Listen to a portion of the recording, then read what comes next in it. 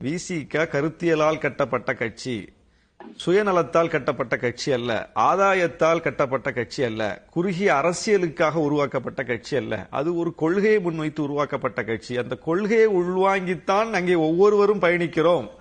நான் இன்னைக்கு அந்த கட்சியில சட்டமன்ற உறுப்பினர் இருக்கேன்னா சட்டமன்ற உறுப்பினர் ஆவோம் என்பதற்காக விசிகாவை நான் தேர்ந்தெடுக்கவில்லை. அப்படி ஒரு தேர்வு ஒரு இளைஞருக்கு எந்த கட்சியா இருக்க முடியும்?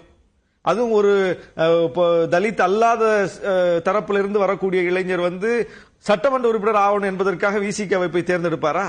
விசிகாவுக்கு கிடைப்பதே குறைந்த எண்ணிக்கையிலான சீட்டு. அதிலும் பொது தொகுதி கிடைக்குமா கிடைக்காதா என்பது கேள்விக்குறியான ஒன்று.